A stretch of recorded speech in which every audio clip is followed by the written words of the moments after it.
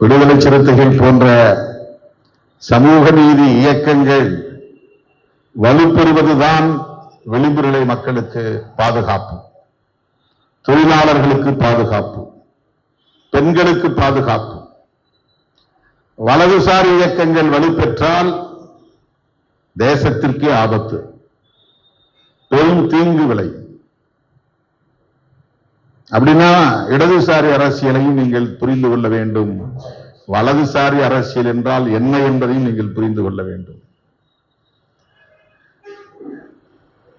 இடதுசாரி அரசியலை பேசக்கூடியவர்கள் நமக்கு நண்பர்களா, வலதுசாரி அரசியலை பேசக்கூடியவர்கள் நமக்கு நண்பர்களா என்பதில் நமக்கு ஒரு தெளிவு வேண்டும். சாதி ஒழிப்பை பேசுகிறவர்கள் இடதுசாரியா வலதுசாரியா?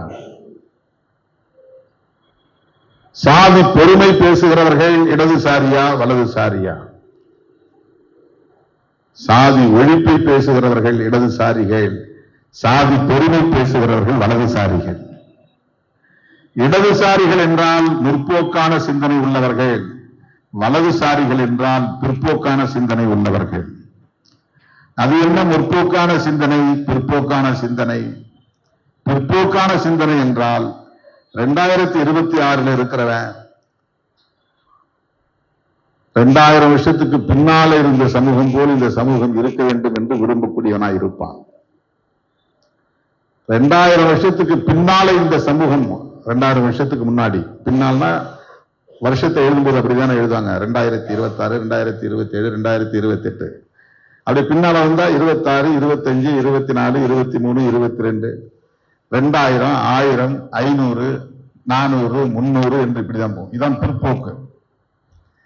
2025, 26, 2050, 2100, 2150 அப்படின்னு போனா காலத்தால் அது முற்போக்கை நோக்கி போகும்.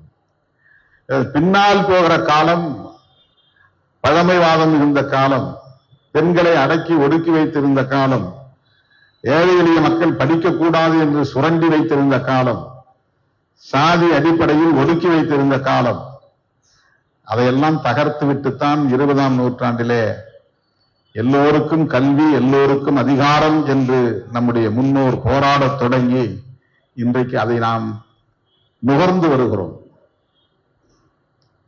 அதனால்தான் நமக்கெல்லாம் இன்றைக்கு கல்வி கிடைத்திருக்கிறது, பேசும் ஆற்றல் வளர்ந்திருக்கிறது, போராடும் துணிச்சல் பரிணாமம் அடைந்திருக்கிறது. இதுவெல்லாம் வெளியிலிருந்து வரவில்லை, நமக்குள்ளிருந்து மலர்ந்து வருகிறது. ஆகவே இதை இன்னும் பெருக்க வேண்டும் என்பது இடதுசாரி, அதான் முற்போக்கு அரசியல். இதெல்லாம் சமூக நீதியாவது சமத்துவமாவது அதெல்லாம் ஒன்றும் கிடையாது. உன் ஜாதி உனக்கு, என் ஜாதி எனக்கு, பிறப்பால் உயர்வு தாழ்வு உண்டு. நான் ஆண்ட பரம்பரை, 1000 வருஷத்துக்கு முன்னால எங்க அப்பா ராஜராஜ சோழனா இருந்தாரு, எங்க தாத்தா இருந்தாரு, என் முப்பாட்டன் அப்படிதான் இருந்தார், ராஜேந்திர சோழனா இருந்தாருன்னா அவன் இருந்தான். இன்னைக்கு உன் நிலை என்ன?